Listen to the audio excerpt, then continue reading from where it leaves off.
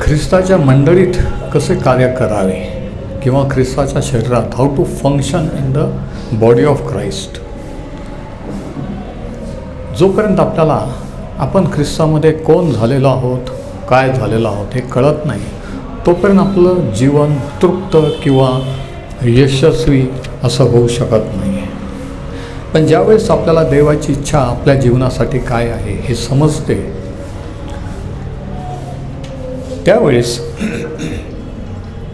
आपल्याला आपलं स्थान देवाच्या मंडळीमध्ये, देवामध्ये काय आहे हे समजतं.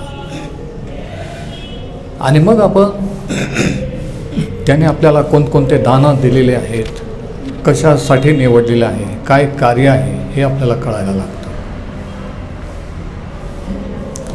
तर आज आपण रोमकरास पत्राचा अभ्यास करत असताना 12व्या अध्यायात पोहोचलेलो आहोत आणि या संदेश मालिकेचं नाव आहे जर्नी इन टू लाईफ, जीवनाकडे प्रवास. आणि आजचा विषय आहे ख्रिस्ताच्या शरीरात कसे कार्य करावे. आणि शास्त्रभाग आहे रोमकरास पत्र 12:6-21. आता जसं मी तुम्हाला सांगितलं की रोमकरास पत्राचे 3 भाग आहेत. पहिले 8 अध्याय सुवार्ता आणि त्याचे परिणाम किंवा फायदे, अध्याय 1 ते 8. 9, 10 आणि 11 हे इस्रायलाविषयी आहेत. आणि 12 ते 16 हे दैनंदिन ख्रिस्ती जीवन, सुवार्तेवर विश्वास ठेवल्यानंतर आपण रोजचं जीवन कसं जगायचं ह्याच्याबद्दल आहेत. तर 12व्या अध्यायापासून तो प्रॅक्टिकल किंवा व्यावहारिक ख्रिस्ती जीवनाबद्दल सांगतो.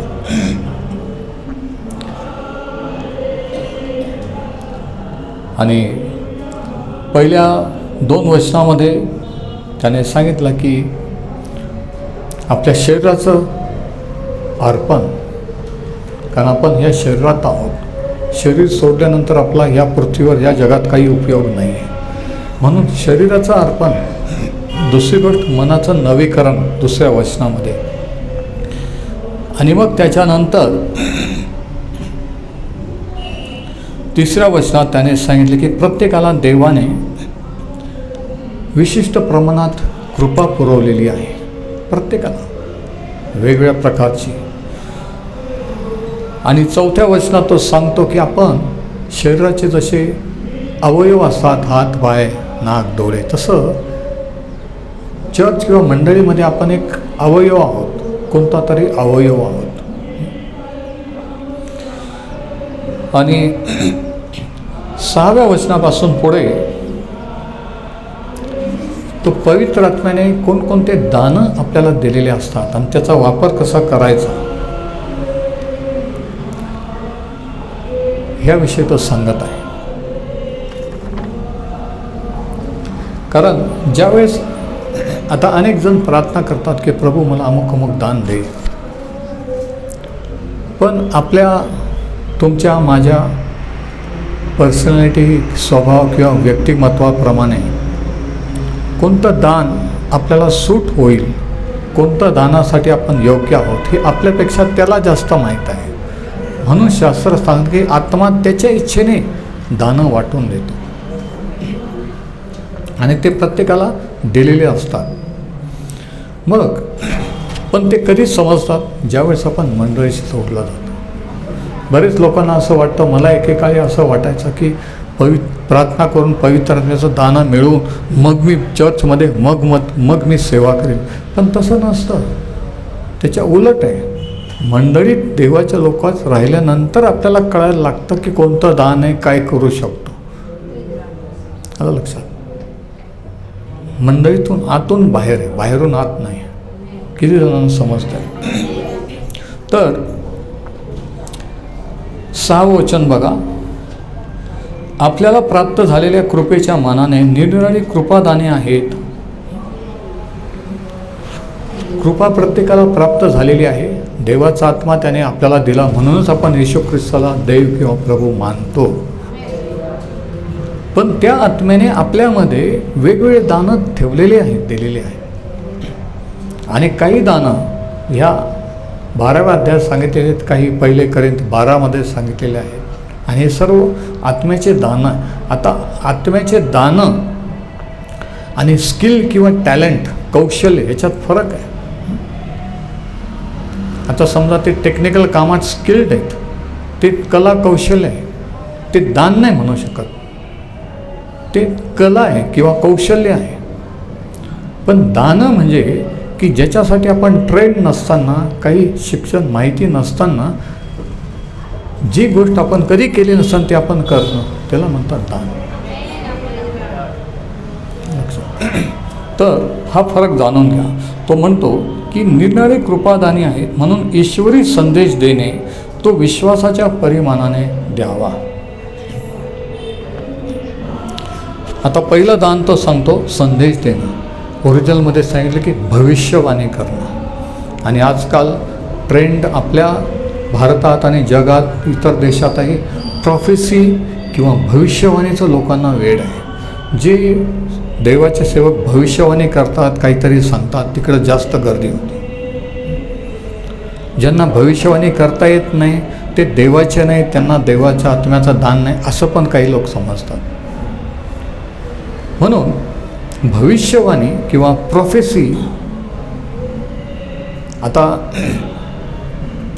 इफिस 4:11 सांगितलं की 5 प्रकारच्या सेवा आहेत: प्रेषित, संदेष्टे, सुवार्तिक, पाळक आणि शिक्षक.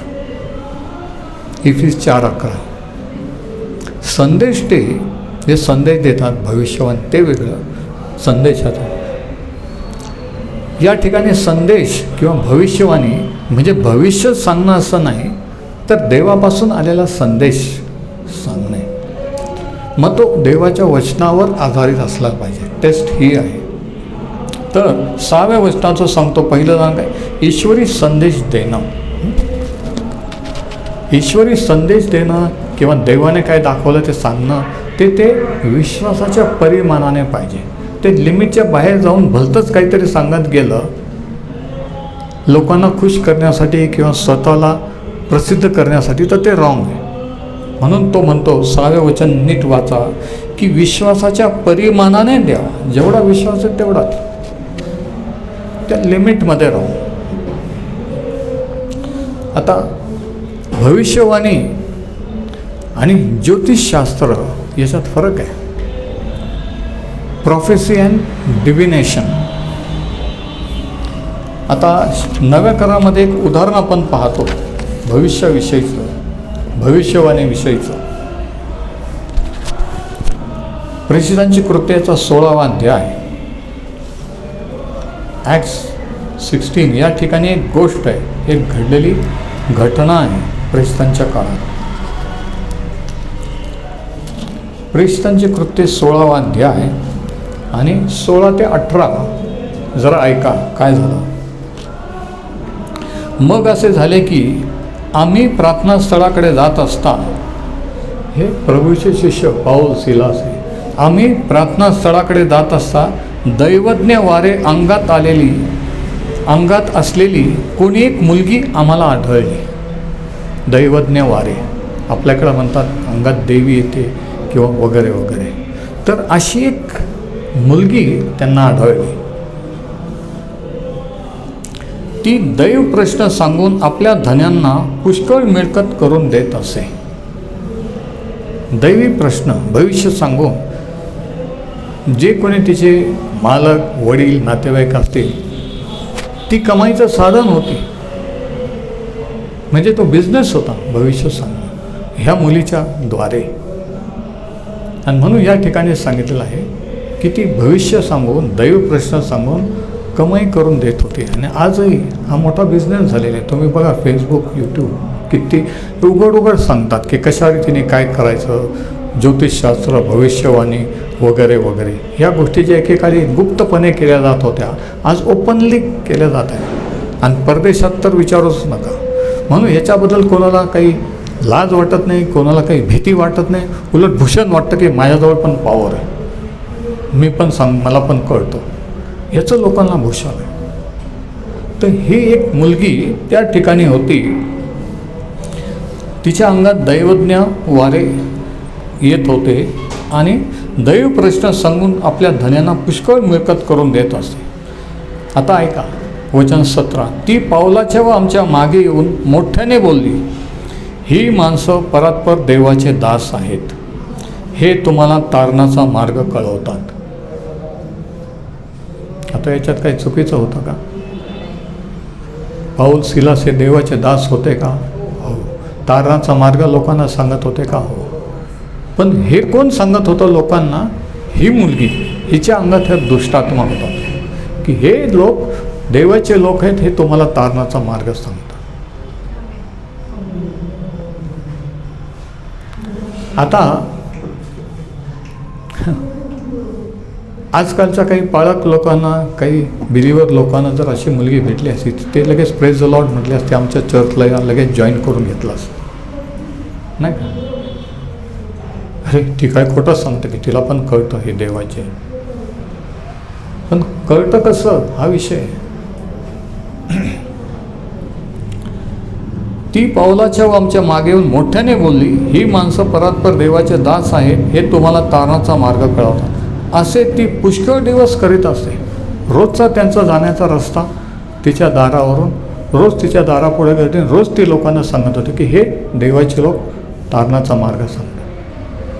पहिल्या दिवशी समजून नाही, दुसऱ्या दिवशी समज. बघा सैतान कसं चकवतो. म्हणून काही वेळेस चर्चला बरेच दिवस कोणी आल्यानंतर ते उघड होतं की त्यांच्यामध्ये हा दुरात्मा होता. लगेच समजत नाही. ते किरकोळ काहीतरी सांगतात, असं असं याच्यासाठी प्रार्थना करतात. पण मेन जो आहे आत्मा तो दडलेला असतो. तो बाहेर थांबून त्यांना चर्चला येऊ देतो, परत त्यांचा ताबा घेऊन त्यांना घरी घेऊन जातो. पण कालांतराने समजतं. तर रोज असं बरेच दिवस चालला. इथं सांगितलं बरेच दिवस त्यांच्या लक्षात आला नाही. पण खोटं बरेच दिवस चालत नसतं. आमेन. वचन 18, असे ती पुष्कळ दिवस करीत असे. मग पाऊल फार अस्वस्थ होऊन मागे फिरून त्या पिशाच्याला म्हणाला. कोणाला म्हणाला? कोणाला म्हणाला? त्या मुलीला नाही, त्या पिशाच्याला. म्हणजे मुलीमध्ये तो दुष्टात्मा होता. नाही समजलं? कोणीतरी ऐकताय? पाऊल बघा, हे डिसर्नमेंट किंवा हे कसं कळतं. आता मला काही जण मिळतात की ब्रदर तुम्हाला कसं काय समजलं? आम्ही एवढे दिवस यांना ओळखतो, एवढे दिवस हिला ओळखतो, पण तुम्हाला कसं काय कळलं? तर कसं कळतं तू ऐकून घे विकी. इथं काय लिहिलेलं आहे? पाऊल फार अस्वस्थ हो. एक प्रकारची अस्वस्थता आपल्या अंतःकरणात एखाद्याशी बोलताना जाणवते की जास्त वेळ बोलावं असं वाटत नाही. फोनवर म्हणा, समक्ष म्हणा, एक प्रकारची अस्वस्थता जाणवतं की रॉंग स्पिरिट त्याच्यामध्ये आहे. आणि हे पावलासारख्या माणसाला बरेच दिवसानंतर कळलं. मग तो अस्वस्थ होऊन त्या पिशाच्याला म्हणाला, येशू ख्रिस्ताच्या नावाने मी तुला आज्ञा करतो, तू हिच्यामधून निघून जा. आणि ते तात्काळ निघून गेले. जास्त दिवस चालत नाही खोटा. आणि मग काय झालं? धंदा बंद झाला. पुढे जर तुम्ही वाचलं वचन 19, मग ती आपल्या मिळकतीची आशा गेली. मग आपल्या मिळकतीची आशा गेली असे पाहून तिच्या धन्याने पाऊल व सिलास यांना धरून अधिकाऱ्याकडे पेठेत म्हणजे पोलीस स्टेशनला घेऊन गेले. रवी, धंदा बंद झाला ना. म्हणजे हा धंदा असतो. मला सांगायचा उद्देश हा की शास्त्रात सांगितलं भविष्यवाणीचं दान वेगळं आणि भविष्य सांगणं वेगळं. सैतानाच्या दुरात्म्याने पण समजू शकतात. आणि म्हणून लोक म्हणतात मग ते तर बरोबर सांगतात ना, ते पण बरोबर सांगतात ना. अरे बरोबर सांगतात का चुकीचा हा विषय नाही, कोणता आत्मा त्यांना चालवतोय हा विषय आहे. देवाचा आत्मा आहे का सैतानाचा आत्मा आहे? ज्यांना फक्त प्रॉब्लेम सोडायचं काम होण्याचं पडलेलं असतं ते इतक्या खोला जात नाही. ते फक्त म्हणतात नाही नाही ते पण बरोबर सांगतात ना, मग तुम्ही असं कसं काय म्हणता? मग त्यांनी काय चुकीचं सांगितलं? अरे पण त्यांना त्याचा तो आत्मा रॉंग आहे. बरोबर सांगितल्यावर खुश होऊ नका, फसवू नका. तर ह्या ठिकाणी हे उघड झालं. म्हणजे इथं आपण पाहतो की भविष्य सांगणं वेगळं आणि सैतानाच्या आत्म्याने पण भविष्य सांगणं की हे लोक कोण आहे हे वेगळं. तर पाऊल काय म्हणतो? रोमकरासपत्र 12 आणि 6 मध्ये ईश्वरी संदेश देणे तो विश्वासाच्या परिमाणाने द्यावा. भविष्यवाणी किंवा संदेश देवाने काय प्रगट केलं, संदेश देणं. आता मी सांगतो शेअर करा. मग जेवढा तुमचा विश्वास आहे ज्ञान तेवढं त्याच्यात द्या. एकदम मोठं काहीतरी कोणाचं तरी वाचून जे तुमची लेवल नाही ते वेगळं काहीतरी सांगण्याचा प्रयत्न करू नका. तुमच्या लेवलला तुम्ही रोज स्टडी करता, तुमचा विश्वास किती त्यापर्यंत जे कळलं ते प्रगट करा. तो ईश्वरी संदेश. आलं लक्षात की जे देवाने मला प्रगट केलेलं आहे की मी आज मंडळीशी शेअर करायचं आहे किंवा कोणाशी बोलताना शेअर करायचं कोणतं वचन किंवा काय, तो म्हणतो विश्वासाच्या परिमाणाने द्यावा. तो परिमाण किंवा ती लिमिट ओलांडू नये. शो ऑफ करून एखाद्यावर इम्प्रेशन मारण्याचा प्रयत्न करू नये की बघा मी तुमच्यापेक्षा आत्मिक आहे, मला प्रगट. नाही नाही नाही, लेवलला राहा, लेवलमध्ये. नंतर वचन 7, सेवा करताना सेवेत तत्पर असावे. सेवा करणं एक दान आहे.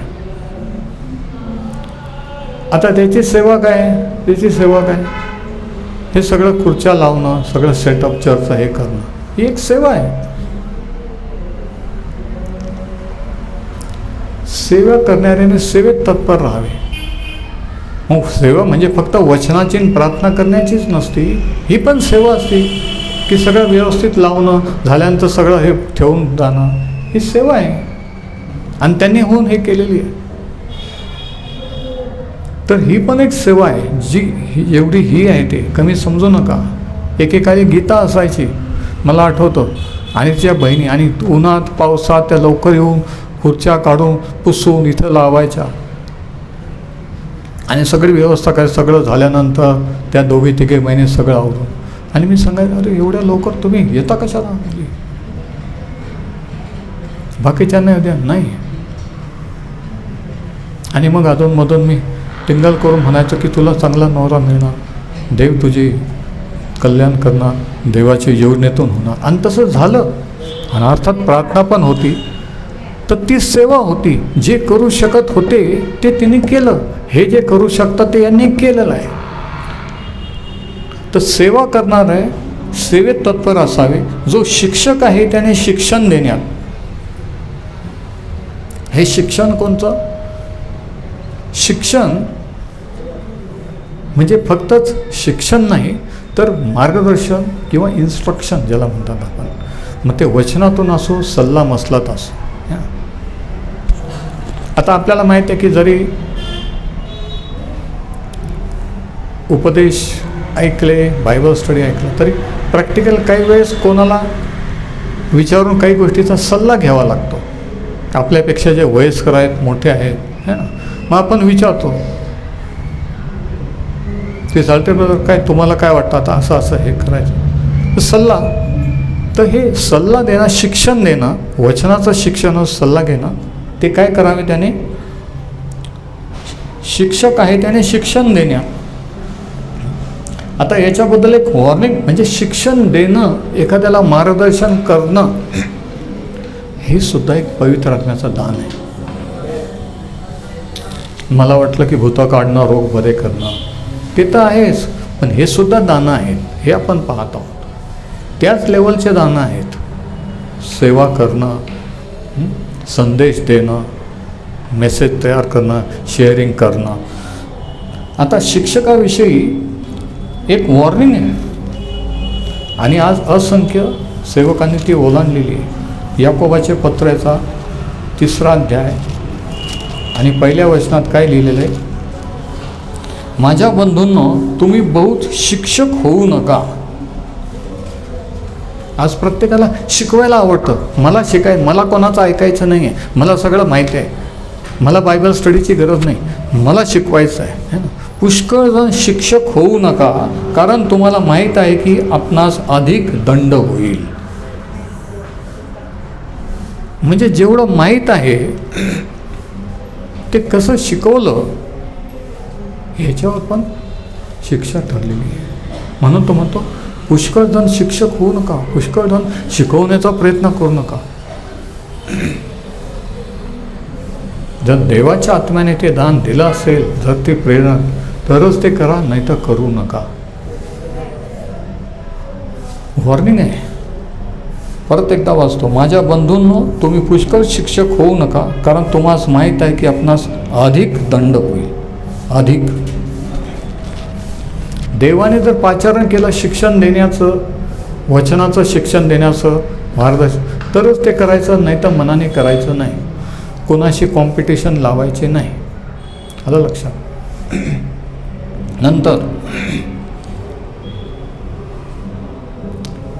नंतर रोमकरासपत्र 12 पुढे काय लिहिले तर पहिलं दान कोणतं? ईश्वरी संदेश, वचन 6 संदेश देणे किंवा भविष्यवाणी. दुसरं सेवा. तिसरं शिक्षण. चौथं वचन 8 बोध करणाऱ्याने.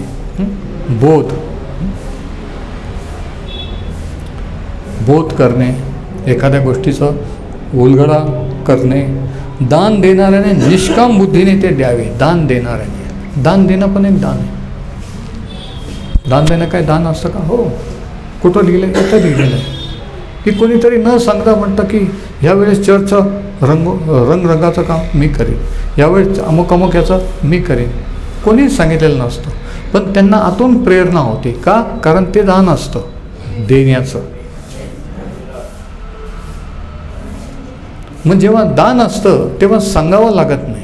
आणि हे दान असलेले लोक मंडळीत देवाने ठेवलेले असतात. मोशेला जेव्हा तो नकाशा दिला, ते चर्च, टेम्पररी चर्च म्हणजे निवास मंडप अरण्यात बांधण्याचा, किती लांबी रुंदी, कोणत्या मटेरियल, कशाचं काय, सोन्याचं चांदीचं आहे ते. प्रश्न असा होता की हे एवढे 6 लाख लोक, ह्याच्यामध्ये कारागीर कोणाला माहीत आहे? देवाने सांगितलं की त्या लोकांमध्ये हे सर्व काम करणारे लोक मी नेमून ठेवलेले आहेत. तू हा प्लॅन मी तुला डोंगरावर पर्वतावर दिला, तू लोकांपुढे मांड. मग जे कारागीर आहे ते म्हणतील हे मी करतो, जे फिटर आहे ते म्हणतील ते, जे सुतार आहे ते म्हणतील मी हे करतो. आणि मग ते लोक आले आणि ते निवास मंडप झाला. निवास मंडप नव्या करायला चर्चचा पॅटर्न आहे मंडळीचं, की मंडळीत प्रत्येकाला काही ना काही दान असतं, पण शिकवलं गेल्यानंतर कळतं की अरे हे तर माझं काम आहे, हे मी करू शकतो. मग तो ते करायला लागतो आणि मग देवाचं कार्य पुढं जातं. आलं लक्षात. म्हणून मंडळी प्रमुखाने किंवा सेवकाने देवाचा प्लॅन मंडळी पुढं ठेवायचा असतं, की चर्च हे असं असतं, देवाचं कार्य हे असं असतं. मग ज्याला जे जे दान दिलेले ते बरोबर पुढे येऊन ते त्यांचं कार्य करायला लागतं. हो नाही? आणि अर्थातच ते प्रार्थनापूर्वक आम्ही पण ओळखायचं असतं, प्रार्थनापूर्वक अनुभवाने, की कोण काय केपेबल आहे, कोण काय करू शकतो. आणि मला आनंद वाटतो की मी जी निवड केली की इथून पुढे बाहेरगावी गेल्यानंतर माझ्या पश्चात कोण चर्च घेईल, ती चूक केलेली नाही आहे. हे मला अनुभवलं की कॅपॅसिटी तुम्ही पाहिली, मी पण पाहिली. बरेच जणांना असं वाटलं की आता काय होईल, एवढं आहे, पण कोण आहे प्रभू तू दाखव, कोणावर हे दाखव. आनंदाने कोणीच तयार नाही होत. मोशे पण तयार नाही, मी नाही, कोणाला तरी पाठव. तसं आनंदाने कोणीच नाही म्हणत की मी करू शकतो, पण तरी पण सांगायचं असं टाकायचं नाही, तुला हे करणं. आणि मग करायला लागल्यावर त्यांना पण कळतं की मी हे करू शकतो, की देवाचा आत्मा सहाय्य करतो, आत्मा पुरवठा करणारा तो ते कार्य करून घेतो. म्हणून ही आत्मिक सेवा आहे, बुद्धीने क्वालिफिकेशनने नाही आहे, आत्मा कार्य करतो. तर नंतर अधिकाराने आपले काम आस्थेने करावे. अधिकाऱ्याने मंडळीचे अधिकारी, वडील, पालक, सेवक है ना, की ती अधिकार कशासाठी चालवायचा? मंडळीच्या प्रत्येकाच्या वाढीसाठी. अधिकार चालवणं म्हणजे बॉसिंग करणं नाही आहे. पालक मंडळीचा बॉस नसतो. मंडळीचा मालक, चर्चचा मालक प्रभू येशू ख्रिस्त आहे. तुम्ही त्याच्या अधिकाराखाली आहात, आम्ही त्याच्या अधिकाराखाली आहोत. पण आम्हाला जर तुमच्यावर अधिकार दिलेला आहे तर तुम्ही कुठं चुकता, कुठं रॉंग आहात, कुठं पुढं खलता आहे हे सांगणं आमचं काम आहे. मुलांना रागवलेलं आवडत नाही, आम्हाला समजतं काही जणांना रागवलेलं आवडत नाही, पण तरी पण आम्ही सांगतो, कारण ते आमचं काम आहे. तुम्ही लहान आहेत म्हणून राग येतो, पण मोठं झाल्यावर कळतं अरे आईबाप जे सांगत होते ते बरं होतं. तसं तुम्ही आत्म्यात जेव्हा वाढाल, वचनामध्ये वाढाल, तेव्हा कळाल अरे ब्रदर जे सांगत होते ते बरं होते. लहान आहे, हरकत नाही, रडा ओरडा, पण आम्ही सांगत राहणार. नंतर दया करणाऱ्याने ती संतोषाने करावी. दया करणं काही दान असतं का? हो.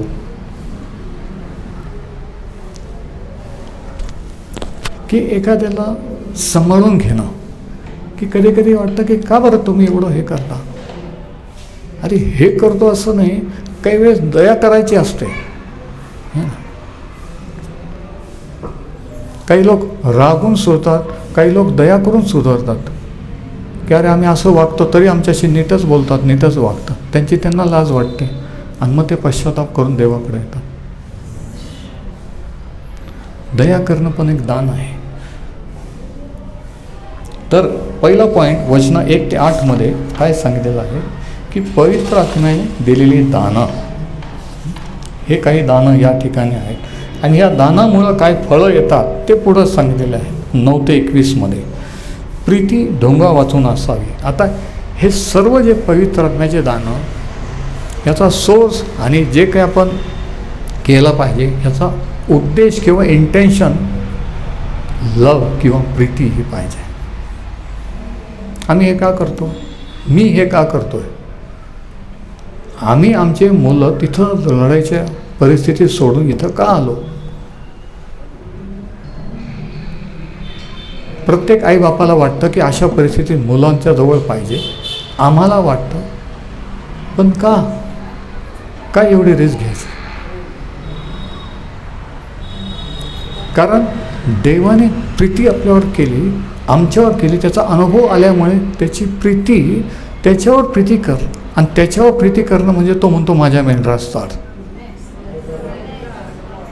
आणि तुम्ही ते मेंढरा. जर तुझी माझी प्रीती असेल तर माझ्या मेंढरास चाल, माझ्या कळपास. मग ते बायोलॉजिकल मुलं, खरोखरचे मुलं, आणि तुम्ही आत्मिक मुलं आणि मेंढरं. मग प्रभू ईश्वर जर प्रीती आहे तर ती कृतीने त्याच्या मेंढरांवर चाललं पाहिजे. म्हणून सगळ्या गोष्टी, आता हे काही रूल्स नाही, ख्रिस्ती जीवन काही रूल नाही, हे पाळा हे पाळू नका. कृपेने तारण आहे, बाकीचं जीवन कृपेने आहे. आणि पवित्र आत्मा आपल्याला चालवतो तसंच आपण आज्ञापालन करू. आपण काय नियमशास्त्र किंवा जुन्या काळात लोकांसारखं आपण पाळण्याचा प्रयत्न करतो असं नाही आहे. जे प्रयत्न करतात त्यांना सुवार्ता कळलेलीच नाही आहे. इथं पाळायचं काहीच नाही आहे. देव अंतःकरण बदलतो, आज्ञापालन करणारं मन देतो आणि आपोआप आपण आज्ञापालन करायला लागतो. जर आज्ञापालन करत नाही याचा अर्थ अंतःकरण बदललेलंच नाही. नुसतंच चर्चला येतोय जातोय, नुसतंच गाणं म्हणतोय. पण जर अंतःकरण बदललं तर आपोआप ते होईल. म्हणून मग नंतर तो सांगतो प्रीती ढोंगा वाचून असावी, वाईटाचा वीट मानणारे, बऱ्याला चिटकून राहणारे, ममतेने एकमेकावर बंधू प्रीती करणारे वगैरे वगैरे. तर पहिल्या 3 वचनामध्ये तो मंडळीमध्ये एकमेकांशी कसं वागायचं ते सांगतो, आणि बाकीच्या वचनात मंडळीच्या बाहेर विश्वासात जे नाहीत त्यांच्याशी कसं वागायचं ते सांगतो. वचन 14, तुमचा छळ करणाऱ्यांना आशीर्वाद द्या, आशीर्वादात द्या, शाप देऊ नका वगैरे. मंडळीच्या बाहेरचे.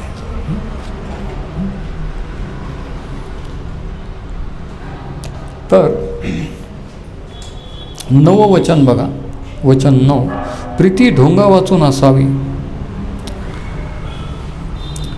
म्हणजे ढोंगाने पण प्रीती करता येते, पण ढोंगा वाचून असावी. म्हणजे प्रीतीचा ढोंग करू शकतो. किती जणांचं अजूनही लक्ष आहे, आपण खोटं हसू, खोटं एखाद्याला खुश करू शकतो, पण तरी आपण मनाने त्यांच्यापासून दूर असू शकतो. आपल्याला माहिती आहे की ते रिअल नाही, त्यांना माहिती आहे की हे जे बोलतात हे रिअल नाही, हे वर खोटं आहे. पण तो म्हणतो तसं आपल्यामध्ये नसावं. प्रीती ढोंगा वाचून असावी. म्हणजे काय? बी रिअल, खरं. मला राग आला तर तुम्हाला कळलं पाहिजे की मी रागवलेलं आहे. खोटं खोटं उगीच म्हणायचं हां विकी कसं आहे प्रेज द लॉर्ड मा, तसं नाही. ते ढोंग झालं की फसवणूक झाली त्यांची, की त्यांना कळलंच नाही माझ्या मनात काय किंवा मला कळलंच नाही तुमच्या मनात काय. तुम्ही ते झाकून टाकलं आणि वेगळं रूप दाखवलं. म्हणून प्रीती ढोंगा वाचून असावी. बी रिअल, खरे व्हा. सैतान खऱ्या लोकांना घाबरतो, फेक लोकांना नाही. तो फेक नसावं हे तो म्हणतो. आता स्तोत्र 45 मध्ये एक भविष्यवाणी आहे प्रभू येशू ख्रिस्ताविषयी. स्तोत्र 45 आणि वचन 7 या ठिकाणी काय लिहिले जरा बघा. Psalm 45:7.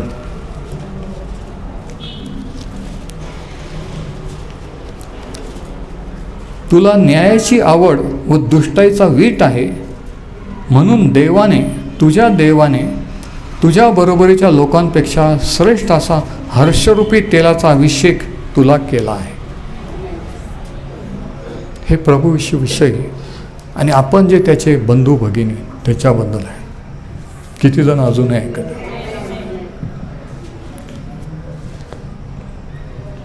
परत एकदा, तुला न्यायाची आवड व दुष्टाईचा वीट आहे.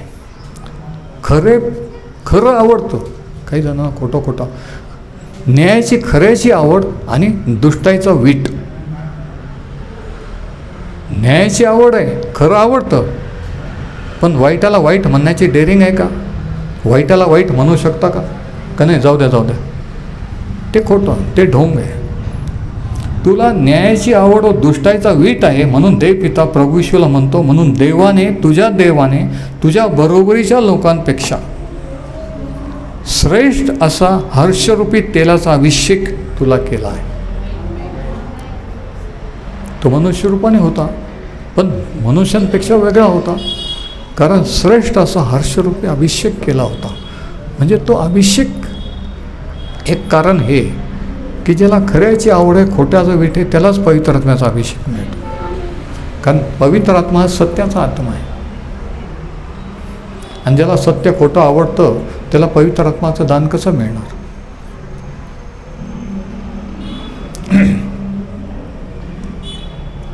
तर प्रभू येशूने, देवाने प्रभू येशूला का अभिषेक केलं याचं कारण सांगितलेलं आहे. स्तोत्र 97 वचन 10, Psalm 97:10. अहो परमेश्वरावर प्रीती करणाऱ्यांनो, म्हणजे आपल्यासाठी वाईटाचा द्वेष करा. अहो परमेश्वरावर प्रीती करणाऱ्यांनो, वाईटाचा द्वेष करा. वाईटाचा खरंच आपण द्वेष करतो का? आपण असं म्हणतो जाऊ दे, त्याला काय होतं, त्याला काय होतं असं म्हणणं म्हणजे आपण वाईटाचा द्वेष करीत नाही. आणि द्वेष जर करत नाही तर पवित्र आत्म्याच्या अभिषेकात आपण चालू शकत नाही. हे रॉंग, ते रॉंग आहे हे म्हटलंच पाहिजे. नाही पण त्यांना काय वाटतं, काही वाटू द्या, देवाचे असतील तर राहतील, येतील, नाही तर नाही येणार, पण रॉंग ते रॉंग आहे. अहो परमेश्वराच्या काय लिहिलेलं आहे, वाईटाचा द्वेष करा. करतो का आपण? तो आपल्या भक्तांचा प्राण रक्षितो, तो त्यांना दुर्जनांच्या तावडीतून मुक्त करतो. म्हणजे वाईटाशी कोणतीही तडजोड किंवा कॉम्प्रोमाइज नाही आहे. कॉम्प्रोमाइज वारंवार इस्रायलाने शत्रूशी कॉम्प्रोमाइज केलं. सांगितलं होतं स्वैरसंबंध ठेवू नका, त्यांच्या मुली केल्या, मुली दिल्या. बिझनेस कॉन्टॅक्ट ठेवू नका, तिथे जाऊन धंदे केले, बिझनेस केले आणि हाताने प्रॉब्लेम आणले. जे देवाने सांगितलं होतं नाही करायचं तेच वारंवार केलं, आणि त्याचे परिणाम इस्रायल भोगत गेले. आणि आज सेम चित्र चर्च किंवा देवाच्या लोकांच्या बाबतीत, जे नाही सांगितलं तरी इंटरकास्ट, लव्ह मॅरेज. माहीत आहे की असे चुकीचे बिझनेस पार्टनर, चुकीचा खोटा धंदा, खोटा बिझनेस करत आपण नाही करायला पाहिजे, नाही पण त्यांच्याकडून पैसे मिळते. कॉम्प्रोमाइज आहे ते. ही कॉम्प्रोमाइज देवाला आवडत नाही आहे. देव समृद्ध करायला समर्थ आहे. याच्यासाठी सैतानाशी हात मिळवणी करायची किंवा त्याच्या पुढं डोकं टेकायचं हे कोणी सांगितलं? हे शास्त्रात सांगितलेलं नाही आहे. देवाकडूनही मिळू शकतं आणि तो म्हणतो माझ्यापुढं नमन कर, हे सगळं माझं आहे, मी तुला देईल, तो पण देऊ शकतो. पण तुम्ही कोणाकडून घेणार हा विषय आहे. तुम्हाला कोणाकडून पाहिजे? शॉर्टकटने पाहिजे की तो एका हाताने देतो दुसऱ्या हाताने घेतो, का देवाकडून पाहिजे शिरकाल टेकणारा? हा विषय आहे ना. आपण तात्पुरतं पाहतो, प्रॉब्लेम सोडवण्यापुरतं, नंतर पुढं काही हो. आणि इथं आपण फसतो सैतानाच्या डावपेचात. लॉंग टर्म पुढचा विचार आपण करत नाही आणि ह्या रीतीने तो आपल्याला अडकवतो आणि मग आपलं आत्मिक जीवन, आर्थिक जीवन मर्यादित राहतं, लिमिटेड राहतं. आपल्याला माहिती आहे की आपण हे नाही करायला पाहिजे तरी आपण करत राहतो. म्हणून काय होतं की पूर्ण आशीर्वादात, पूर्ण आरोग्यात, पूर्ण याच्यात आपण नाही चालू शकत, लिमिटेड याच्यामध्ये. आणि अशा वेळी देव काही करू शकत नाही, कारण देवाने प्रत्येकाला इच्छाशक्ती दिली. तो म्हणतो जीवन मरण मी तुझ्या पुढं ठेवलेलं आहे. निर्णय आपला आहे. आयुष्यभर मी कॉम्प्रोमाइज करत आलो, करत राहायचा की ठरवायचं की आजपासून नाही, जे झालं ते झालं, कोणी काही म्हणू, मी करत होतो, हा मीच तो होतो, पण इथून पुढं मी ते करणार नाही, असं ठरवून टाकणं, जाहीर करणं, देवाला सांगणं, लोकांना सांगणं, क्षमा मागून एकदाचं मोकळं होणं, त्याच्या तावडीतून मुक्त होणं. मग फुल अनॉइंटिंग, पूर्ण अभिषेकात, पूर्ण आशीर्वादात चालू शकतो. बंधनात असलेल्यांना आपण मुक्त करू शकतो. आपणच बंधनात, दुसऱ्यांना काय मुक्त करणार?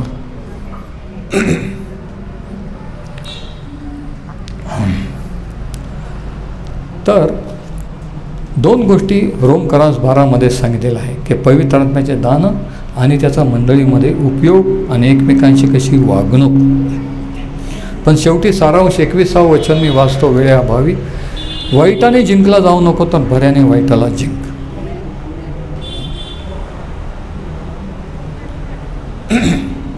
त्याच्या अगोदर 19 वचन पण घेऊ. प्रिय बंधूंनो, सूड उगवू नका, तर देवाच्या क्रोधाला वाट द्या, कारण सूड घेणे माझ्याकडे आहे, मी फेड करीन, असे परमेश्वर म्हणतो. म्हणजे काय देव सूड उगवतो का? नाही, मीच आता कोर्टात केस टाकतो, मीच आता पाहतो, काहीतरी केलं पाहिजे, असं म्हणणं म्हणजे कायदा हातात घेणं, म्हणजे सैतानाला वाव देणं की बघा तो देवाचा होता तो, पण आता त्याने सांगितलेलं आहे, आता आपण त्याला कंट्रोल करू शकतो, त्याचा पैसा कंट्रोल करू शकतो, त्याचं आयुष्य कंट्रोल करू शकतो. मग सैतान त्याची दोरात्म्य म्हणतात की आता त्याने देवाचा मार्ग सोडलेला आहे, आता तो आपल्यासारखा वागायला लागलेला आहे. आणि मग सैतानाला वाव मिळतो कार्य करायला. म्हणून परमेश्वर म्हणतो सूड घेणं माझ्याकडे आहे, त्याच्या हातात सोपून देतो, आपल्यापेक्षा चांगला सूड तो घेऊ शकतो.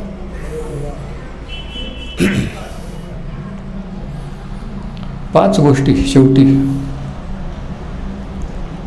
जर तुम्ही लिहित असाल, 5 पॉईंट आहेत की आपलं नातं देवाशी, एकमेकांशी, मंडळीत आणि मंडळीतल्या बाहेरच्यांशी कसं ठेवायचं, या 3 गोष्टी 12व्या अध्यायात सांगितलेल्या आहेत. 5 गोष्टी. पहिला point, 5 healthy relationships of a believer, title. विश्वासाचे 5 सुदृढ नाते. पहिलं रोमकारास 12:1, देवाला पूर्ण समर्पण, कंप्लीट सरेंडर टू गॉड. रोमकारास 12:1, अर्धवट नाही, पूर्ण. दुसरा पॉईंट रोमकारास 12:2, जगापासून वेगळं होणं, म्हणजे जगासारखे विचार, जगासारखी लाईफस्टाईल नाही, की देवाच्या आत्म्याला, वचनाला आपल्याला बदलू देणं. विचार बदलले की आचार बदलतात. रे तू असं करू नको, म्हणजे आचार बदलण्याचा प्रयत्न आहे. पण का करू नको हे जर सांगितलं गेलं, विचार जर बदलले तो आपोआप ते करणार नाही.